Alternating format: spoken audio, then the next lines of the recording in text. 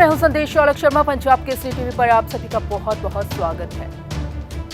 अभी तक कोरोना का कहर जारी है। कोरोना तबाही मचा रहा है। ये अभी खत्म नहीं हुआ कि उससे पहले ही ब्लैक फंगस आ गया। ब्लैक फंगस से हाहाकार मची। ये चैप्टर क्लोज नहीं हुआ कि उससे पहले ही व्हाइट फंगस आ गया। यानी कि खतरे 3 हैं: कोरोना, ब्लैक फंगस और व्हाइट फंगस।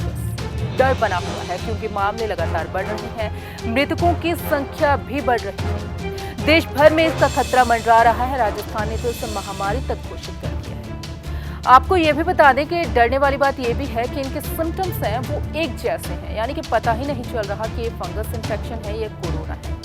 तो लोग ज्यादा थोड़े घबरा रहे हैं क्योंकि मामले काफी ज्यादा बढ़ रहे हैं। लेकिन घबराने की जरूरत नहीं, जागरूक होने की जरूरत है। जानना ये बहुत जरूरी है कि ब्लैक फंगस, व्हाइट फंगस आखिरकार ये है क्या, किन्हें ये ज्यादा प्रभावित करता है, किन्हें इससे ज्यादा खतरा है, और जानना ये भी जरूरी है कि आखिर हम इससे कैसे बच सकते हैं। तो सबसे पहले जानते हैं ब्लैक फंगस के बारे में। ब्लैक फंगस ज्यादा स्टेरॉइड लेने वालों और डायबिटीज के मरीजों को इससे ज्यादा खतरा है। अस्पताल में लंबे समय से भर्ती, HIV, कैंसर जैसी बीमारियों के मरीजों में इसका ज्यादा डर है। वहीं गिलेरिया और मिट्टी से भी इसका खतरा बढ़ता है। इससे स्किन में काले रंग के धब्बे और गाल में दर्द होता है।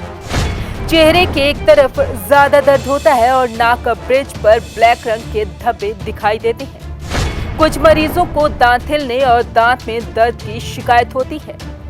इसमें आंख का लाल होना, पानी गिरना, दर्द होना या डबल विजन जैसी शिकायत होती है। नाक के आसपास या आंखों के नीचे या चेहरे पर सूजन आ सकती है। मुंह में छाले हो और उन पर काली पपड़ी जम रही हो तो सावधान हो जाएं।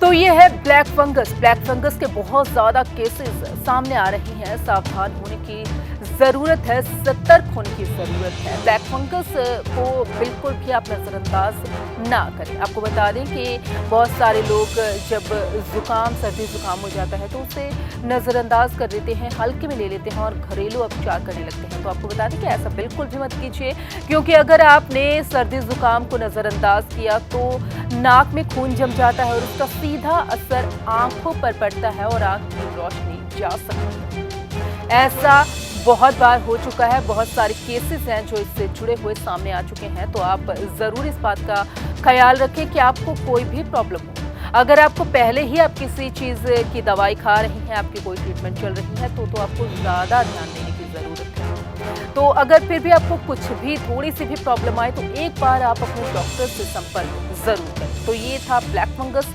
अब इसके बाद अब जानते हैं व्हाइट फंगस के बारे में। व्हाइट फंगस के बारे में ये बात कही जा रही है कि व्हाइट फंगस है जो वो ब्लैक फंगस से भी ज्यादा घातक है, यानी कि ज्यादा सावधान रहने की जरूरत है। व्हाइट फंगस फेफड़ों के संक्रमण का मुख्य कारण है। ये स्किन, नाखून, मुंह, आंत, किडनी, गुप्तांग और ब्रेन आग को भी संक्रमित करता है।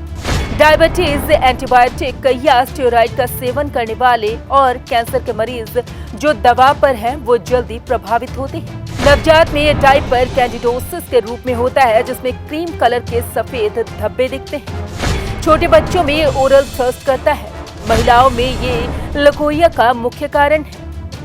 व्हाइट फंगस और ब्लैक फंगस दोनों ही खतरनाक है, तो सावधान रहना बहुत ज्यादा जरूरी है। आप बताते हैं कि इससे बचा कैसे जा सकता है। सबसे पहली बात कि आपको कोई भी प्रॉब्लम हो तो आप एक बार डॉक्टर से संपर्क जरूर करें। आप अपनी साफ सफाई का खास ख्याल रखें, क्योंकि अगर आपने फंगस इन्फेक्शन से बचना है तो साफ सफाई होनी बहुत ज़्यादा ज़रूरी है। जहाँ पर भी आप रहते हैं, जहाँ पर भी आप बैठते हैं, वो इलाका पूरी तरह से अच्छी तरीके से साफ होना चाहिए। घर में बाथरूम है जो वो बहुत साफ होने चाहिए, क्योंकि वहाँ से इन्फेक्शन का खतरा ज़्यादा हो सकता है।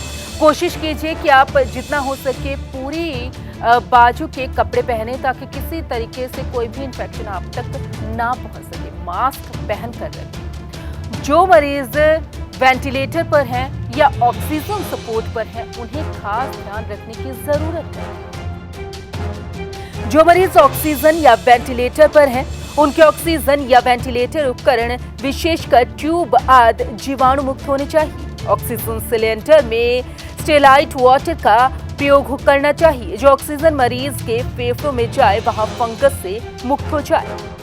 तो आप इन चीज़ों का ख्याल ज़रूर रखें। बाकी जो लोग ऑक्सीजन सपोर्ट में पहले थे, जब वो कोरोना पॉजिटिव थे और या वेंटिलेटर पर थे, ठीक होने के बाद भी उन्हें खास ध्यान रखना होगा, क्योंकि जाने अनजाने में अगर थोड़ी सी भी गलती हो गई हो तो वो जान पर पड़ सकती है। तो सावधान रहिए, आप सुरक्षित रहेंगे तभी आप अपने परिवार को बचा सकते हैं। नमस्कार।